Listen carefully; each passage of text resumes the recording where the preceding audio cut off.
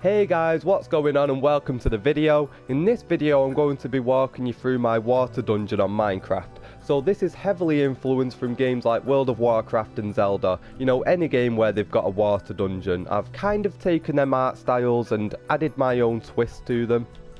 World of Warcraft especially for the exterior.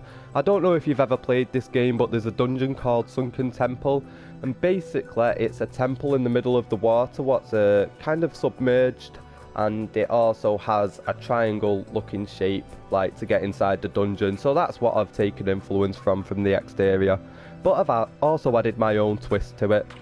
So I'm going to walk through why I think it looks interesting. First off, we've got the contrast in the brick types, which is always nice to kind of break up the experience. We also have, instead of it being just a flat pyramid going straight up, I've added these lines going through it here. This was achieved by using stairs in a creative way, just to kind of add, you know, these little gaps here. I think it looks really nice. It breaks it up. You can also peek inside the dungeon. It also lets light go from the exterior to the inside, which is nice. I've got the water flowing down the dungeon. We also have steps used in a creative way to create these archways over the doors, which is also something I really like. And the peak of the dungeon is still utilising the steps. And, you know, I don't even know what this shape is, but I just thought that looks like a pretty cool water source. So that's what I'm going to use it as. And we'll go to the inside. And as you can see, even with the floor isn't flat. I've added a gradual drop. Instead of there just being a square hole in the floor where the water just goes straight down, you know, it is a gradual drop into there, which I think is nice. We've got the mossy stone breaking up the colours, so it's not just the same brick type going all the way through the interior. And we'll just drop straight down. Even here it kind of gives it a pipe looking effect as well. So we have taken away the edge bricks here, just so it kind of looks like it is some sort of tube where the water's flowing straight down.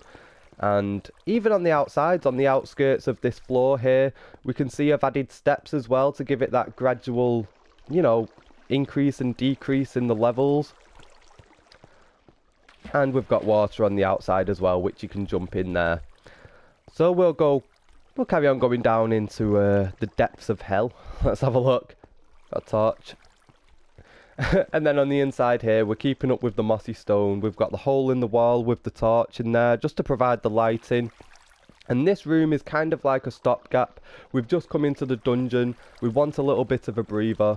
You know, what a traumatic experience. This is what we call in the gaming world pacing. So we have like something epic what goes on, a bit of a breather before we go into something else what's epic. I like how the water's flowing out from here.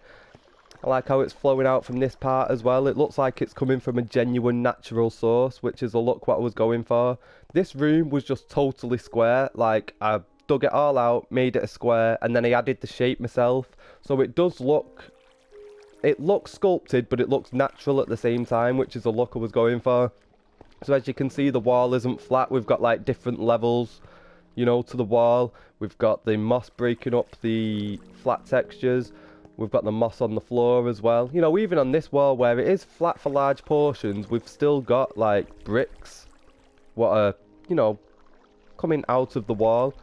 It just kind of gives it a really nice looking shape, and that's the look. Totally nailed the look what I was trying to achieve. Yeah, I really like this room. So let's carry on going down the stairs. Yep, as we can see, got the hole in the wall for the torch, and this is where the moss kind of turns more into, you know, vines. We're a bit deeper, there's a bit more vegetation. We've got the water still flowing throughout the dungeon, keeping up with the theme. Here we have a little puzzle going on. So we've got lava, because we are really deep now. And we've got the treasure over there, got a nice treasure room. I also like how on this part here I've added steps to kind of give this missing brick looking effect, which you will see on my walls here. You know, instead of there just being a flat wall as well, like, you know, I move it one brick in. You know, it just kind of gives the walls more shape. It's what you want to do. We'll just flick the switch and we can go straight across.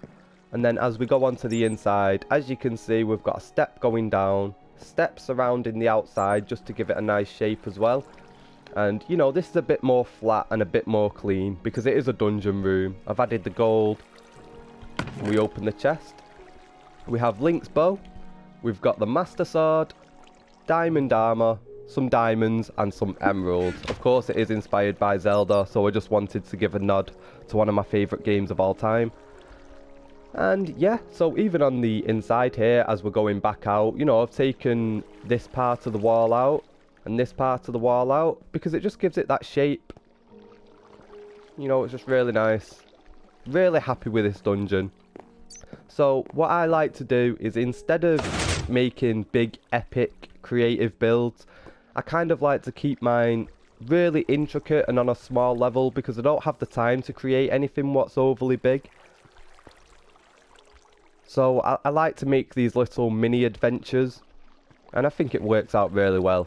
You know, I think this is going to be my thing. This is definitely my thing. Thanks for watching the video. I'll catch you on the flip side.